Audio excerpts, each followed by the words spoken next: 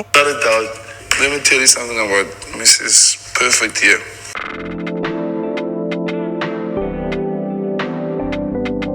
We'll play 30 seconds or we'll play Scrabble. Kosa is my first language. She speaks English. I'll beat her in Scrabble. Gosh, this was one time. We'll have to play. Did I beat you? It was one time. I beat you or did I not beat you? It was one time.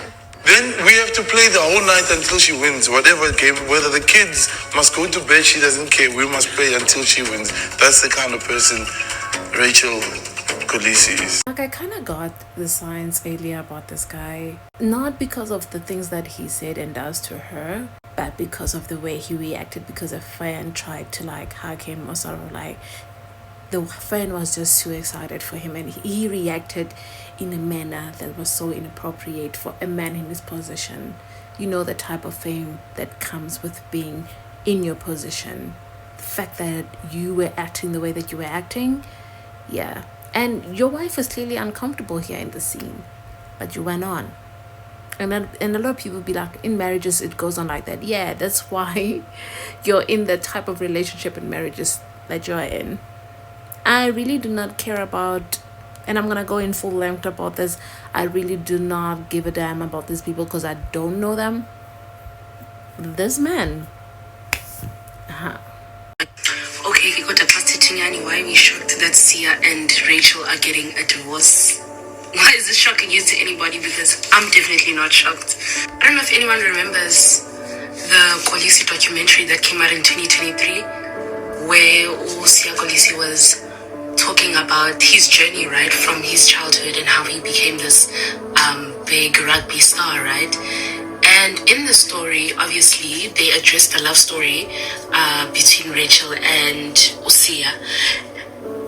And the things that Rachel has had to go through, the cheating, the abuse, all of these things were addressed in the documentary, but people were too busy focusing on the rugby story and him being a star that people kind of brushed over and looked over all of the things that Rachel was talking about and the things that she had to go through in order to make this marriage work, right? And all of the things that she had to go through, right, are part of the reason why she is so praised as being the woman who changed Sia by taking him to church, introducing him to the Lord and everything.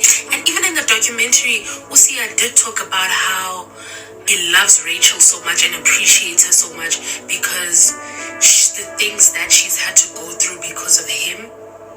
Like, even he acknowledges that he put her through a lot. Just because Umtu goes to church doesn't mean that they necessarily will change in all aspects.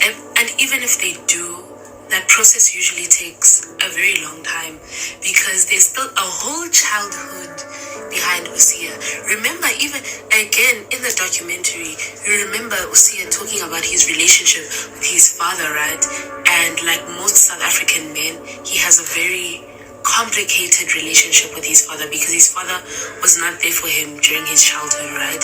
And if you listen to him talking about the struggles that he went through as a young child and as a young man, right, and the environment in which he grew up in and the things that he was exposed to, it's not surprising to find that he would exhibit these toxic or abusive behaviors. And I'm not excusing it, but I'm just saying that it helps us to understand the situation and who he is and or at least who he's presented to the world in that documentary. Anyone who watched that Sekolisi documentary, I would expect is not surprised that Sia and Rachel are getting a divorce. But all in all, I do wish them all the best, and I wish their children all the best as well. And yeah, guys, something else that we're also seeing now is that people are shaming Rachel for divorcing him and saying that she's betraying him or she's giving up on him or she's letting the nation down. As a woman, Society always forces you, always expects you to put others before yourself. And it's time for women to put themselves first. And I'm glad that Rachel decided to make this difficult decision and leave the situation and put herself first. Is their divorce a big loss for the nation? To a certain extent, it is, because their relationship was the embodiment of the Rainbow Nation mentality, right? And of course, even that is its own conversation that I will not delve into. Three main things I think we can learn from this situation. One, as South African women, were often expected to take men and date men when they're at their lowest, right? And we're expected to be the woman that's gonna build him, the woman that's gonna change his life, the woman that's gonna bring him closer to God and get his life together and upgrade him, right? And we're praised for that. And any woman who dares to take a different stance and says that they prefer a person who has had time to work on themselves on their own before they can come into communion with them is criticized, which I find quite problematic, because I understand that everybody has their flaws and nobody is perfect. But why are you going into relationships if you know you have your own issues, right? If you know that you haven't healed from certain things, if you know that there's still toxic behaviors, because we all have toxic behaviors, if you know that there's still toxic behaviors that you need to deal with within yourself, why are you going into a relationship and making and giving the other person that burden? Regardless of gender, I feel that it is important for a person to be able to work on themselves and to reach a point, not of perfection, but a point where you've worked on yourself enough. And so when you join with the other person, you're able to give them the best of you the same way that they're able to give themselves, give you the best of them. And even on that same point, the standard is not the same for men and women, especially in heterosexual relationships. The women are expected to settle and to inherit this broken or man that still has maladaptive behaviors. Whereas with men, when they say they want a perfect woman who's put together and who has all of her ducks in a row, there's nothing weird about that. In fact, they're praised for that. You know, they're praised for having high standards. But the minute a South African woman has high standards, they seem to be a gold digger. They seem to be lacking empathy. They seem to be mean and almost like we as chela. Yeah. Number two, umtu can never change another person. No matter how hard you try, you can never change another person. It is only that person that can change themselves. And even on top of that, they change when they decide to change. You cannot decide for the other person when you're going to change it, when you want them to change. No matter how good of a spouse you are, no matter how good of a partner, friend you are, you can never change another person if they are not ready to change. And thirdly, interracial relationships are not gonna solve the race problems in South Africa. They're not gonna solve the lack of nationhood that we have as a country, and we need to stop romanticizing them. None of us knows what happens in the home, and none of us can ever truly know the reasons or the real reasons behind the divorce, whether or not the people tell us, and that's okay. Everybody's entitled to their own opinion, but at the same time, our duty, I feel, as a nation is to support their decision and to move forward and learn the lessons that need to be learned. And we should remember that these people are human beings and that they deserve all the grace that we can give them. I'm curious to hear though, what are your thoughts on those 3 points, and what are your thoughts on the... My thoughts is not gonna be even about them yet. It's about you and that sound. That sound make it unbelievable, unbearable to hear anything that you're saying. Don't do it next time. Like, I don't know, man.